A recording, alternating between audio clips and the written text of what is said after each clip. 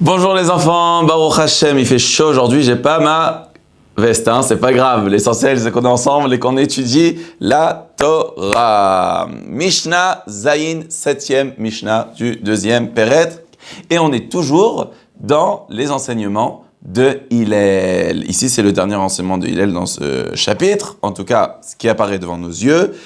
On a eu plusieurs Mishnah, on a parlé la dernière fois de Hillel qui a parlé de Mida Kineged Mida.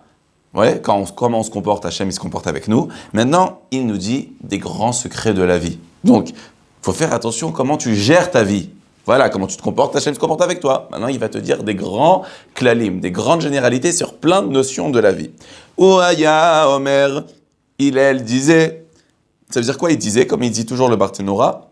Disait, ça veut dire qu'il y avait des phrases qui revenaient souvent dans sa vie. Il a dit beaucoup de choses dans sa vie, mais ça c'était vraiment des grandes lois qu'on a appris de Hillel pour toute la vie. Ouaya Omer, il disait Hillel, Marbe Basar, Marbe Rima, Marbe Nechassim, Marbe Deaga, Marbe Narshim, Marbe Keshafim, Marbe Shefachot, Marbe Zima, Marbe Avadim, Marbe Gazel, Marbe Torah, Marbe Chaim, Marbe Yeshiva, Marbe Chochma, Marbe Etza, Marbe Tevuna, Marbe Tzedaka, Marbe Shalom, Kana Shem Tov, Kana Leatzmo, Kana Lo Divrei Torah, Kana Lo Chaye Olam Haba, Marbe Basar. Alors, là c'est un peu dur, mais il dit déjà la première chose, il faut faire attention à la santé. Faire attention à la santé. Quand on est enfant, on dit « Maman, donne-moi des bislis, donne-moi des bambas, je veux des frites au ketchup, je veux manger des pâtes avec plus de sauce tomate que de pâtes, je veux mettre du sucre dans mes cornflakes qu'on voit même plus ni le lait ni le sucre, et ni les cornflakes, rien. » Non, tu dis, attention. Faut faire attention à la santé dans la Torah. Faut faire attention, de manger sainement. Voilà. Et quelqu'un que toute sa vie il veut que manger, Marbe Bassar, il risque de prendre du poids, de prendre du volume.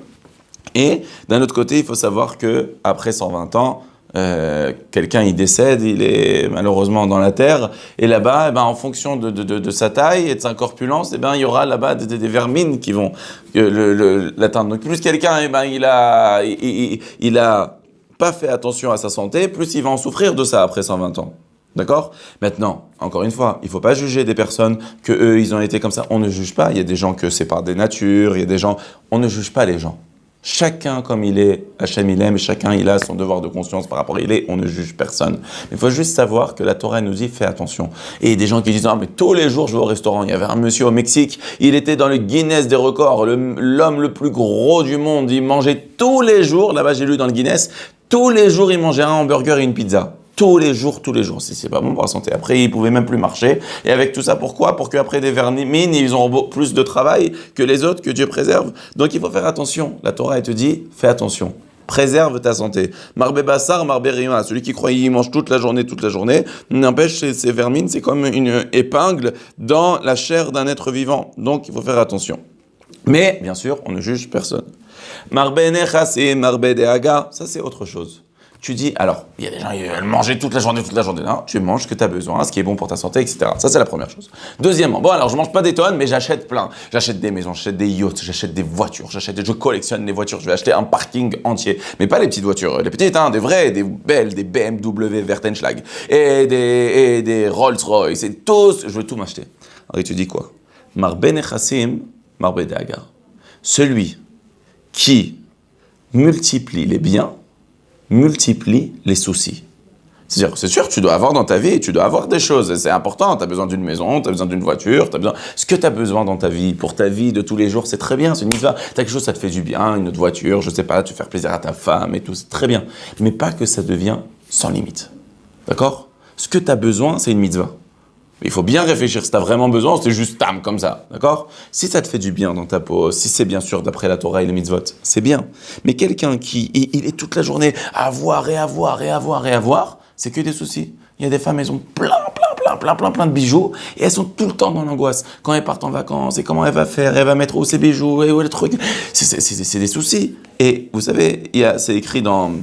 Si je m'en souviens bien, c'est ramené dans le Ochot Tzadikim, d'accord? Dans le Ochot Tzadikim, ici c'est ramené aussi, mais moi je me souviens que je l'avais étudié là-bas. Il y avait un chacham, un chassid qui avait dit « Hachem, je t'en supplie, sauve-moi de mon âme qui s'égare ». C'est-à-dire quoi de mon âme qui s'égare? C'est-à-dire quoi? Ils lui ont demandé les Talmidim, c'est-à-dire quoi mon âme qui s'égare?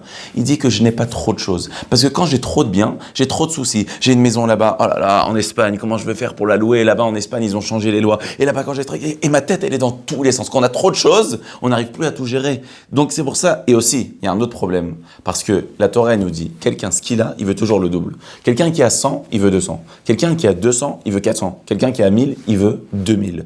Et donc, plus quelqu'un il a, on croit, il est riche, il est heureux, c'est pas vrai. Comme il est riche, il dit, ah ouais, mais j'aurais voulu m'acheter une maison comme les riches, ils ont, ah mais les riches, ils sont plus riches que moi, et donc eux, ils peuvent s'acheter des yachts, et même le yacht que je me suis acheté, il y en a qui sont achetés des yachts beaucoup plus beaux. Et finalement, ça s'arrête jamais. Ça s'arrête jamais. Donc la Torah, elle te dit, fais attention. Marbe nechassi, marbe dehaga. Tu multiplies les biens, tu multiplies les soucis. Ce que tu as besoin, mais pas que ça devienne une folie. Après, ça c'est un autre passage qui est difficile à comprendre. Marbe nashim, marbe keshafim. Il y a un homme, dans la Torah, Rabbeinu Gershon, il a interdit, on n'a pas le droit de se marier avec plusieurs femmes, d'accord? Mais quelqu'un, il dit, moi je veux avoir plusieurs femmes, je ne veux marier pas avec une femme, avec plein de femmes. Ah non, Marbe Nashim, Marbe Kshafim, il y a des pays comme ça où des hommes ils se marient avec plein de femmes. Il dit, Marbe Nashim, Marbe Kshafim. Celui qui épouse plein de femmes dans la même maison, finalement, ça emmène la sorcellerie. Quel rapport? Parce que la Gemara a dit, 2 femmes dans une maison, c'est des disputes toute la journée. Parce que c'est normal, une femme, elle aime aimer son mari, elle aime que son mari l'aime. Elle ne peut pas supporter qu'il y ait quelqu'un d'autre dans cette maison. Et donc après, ça va faire des rivalités, il va y avoir des disputes. Et on voit déjà dans la Torah, c'est écrit dans le Midrash Tanchuma, mais dans la Torah, malheureusement, beaucoup de fois qu'il y avait 2 femmes, il y avait des disputes. Il y avait Sarah et Agar. Même Rachel et Léa, c'est écrit Vatekene Rachel Bachot, même si c'était à un niveau Chana et Pnina, etc., etc. Donc, il faut pas, et des fois quand il y a de la haine entre 2 femmes, elles sont prêtes à tout faire et vous-même aller chercher la sorcellerie pour faire que son mari va l'aimer à elle, il va pas l'aimer à elle. C'est horrible. Donc il faut pas. Une femme et être le plus heureux du monde avec elle. Marbe Shefachom, Marbe Ziba. À l'époque, ça existait des servantes. D'accord? Maintenant, des servantes, c'est horrible. Des femmes qui sont servantes, elles ont perdu toute leur dignité humaine. Ouais. Et il n'y a plus de servantes de nos jours, d'après la Torah. Il n'y a pas.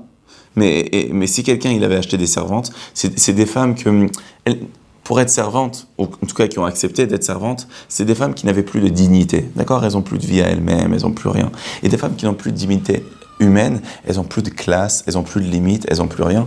Et nos sages nous disent qu'une femme qui n'a pas de limites, malheureusement, elle est dans la débauche. Marbezima. La débauche, c'est le znout, c'est la prostitution, c'est des choses qui ne sont pas bien. C'est des choses qui ne sont pas jolies. D'accord?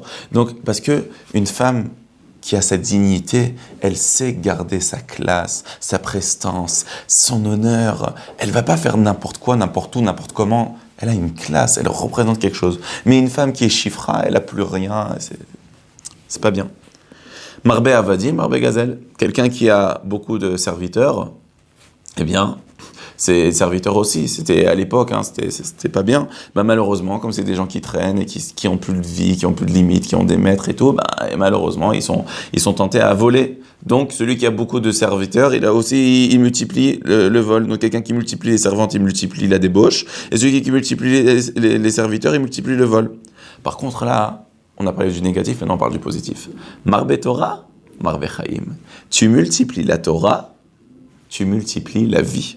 Alors, il y a une histoire où il y avait une fois une femme qui arrivait chez Rabbeinu David Segal, le Taz, le commentateur du Shulchan Aruch.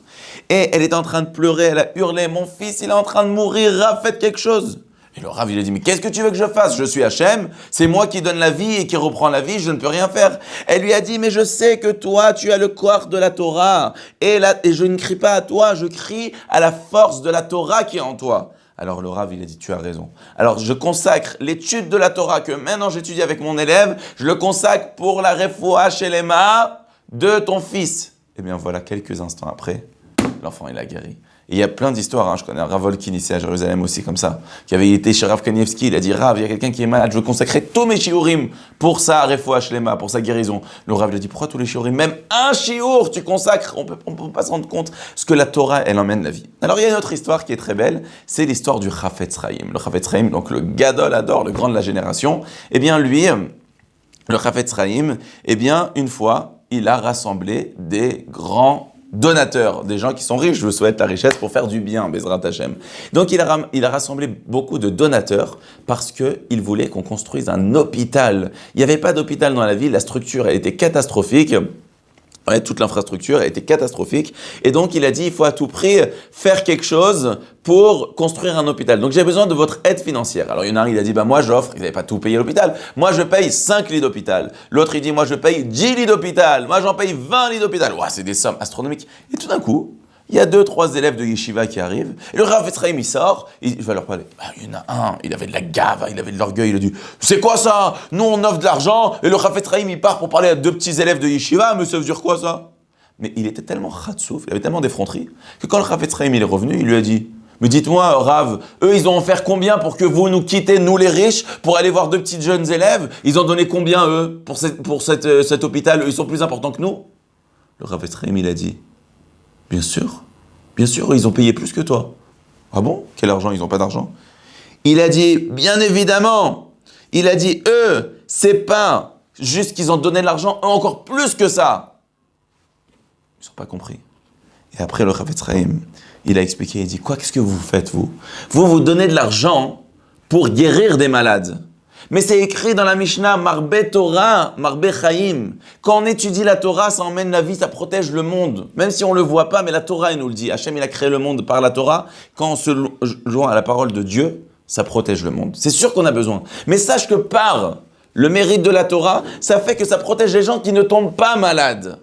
Donc, bien évidemment, on a besoin de payer des médecins, on a besoin de payer, mais on a besoin des deux. On a besoin des gens qui donnent pour ça, et on a besoin des gens qui donnent de leur vie, parce que vous consacrez votre vie pour votre argent, mais eux, ils donnent leur vie pour le Ham Israël, pour protéger le Ham Israël. Donc eux, ils donnent la vie, Marbe Torah, Marbe Chaim. Et là, on parle Marbe Yeshiva, Marbe Chochma. Plus quelqu'un, il va étudier, il va s'asseoir, il va aller dans la Yeshiva, il va étudier, mais c'est pas qu'à la Yeshiva, mais qui va aller au cours, qui va être sérieux, qui profite pas de n'importe quel moment où il a un peu mal à la dent, maman, je vais pas à l'école, mais qu'il essaye d'apprendre, et qu'il a des copains, et qu'il pose des questions, Marbe Chochma, il aura de la sagesse. On devient pas sage en regardant juste un journal de Torah, et voilà.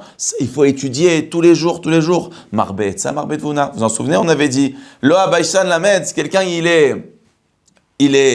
a honte, il pourra jamais apprendre. Marbe Etza, celui qui pose des questions, et ça je peux vous le dire personnellement. Depuis que je suis petit, je pose des questions à des rabbanim, et je pose, et on demande aux rabbanim, et on demande. Celui qui sait poser des questions, celui qui sait demander des conseils, un jour, Marbe Tvuna, il sera très intelligent et lui pourra donner des conseils aux autres. Parce qu'avec toute la sagesse qu'il a amassée, de tout ce que les rabbanim lui ont appris, de toute cette sagesse de vie, lui, il arrivera à Tvuna le Avin Davar Mitor Davar. Marbe Tzedaka, Marbe Shalom. Celui qui donne la Tzedaka, il emmène la paix dans le monde. Bien sûr, si les gens ils ont de l'argent, ils vont plus disputer. Donc celui qui donne, et à part ça, même, Tzedaka Shalom, même au niveau métaphysique, celui qui donne la Tzedaka, il emmène le Shalom. Kana Shem Tov, Kana Latzma. On a parlé de celui qui a beaucoup de biens. Qu'est-ce qu'il a? Mais celui qui arrive à avoir un bon renom dans sa vie, eh bien, il a acquis pour lui. Kanalo divrei Torah, celui qui a acquis la Torah, Kanalo chaye haolam haba, il a acquis pour toujours, eh bien, une vie du monde éternel. Donc, on a parlé de tout le danger de trop mettre sa vie dans ce monde matériel. Bien sûr, on en a besoin. On a besoin de maison, on a besoin de vie, on peut partir à l'hôtel, on peut tout faire. C'est super, c'est bien.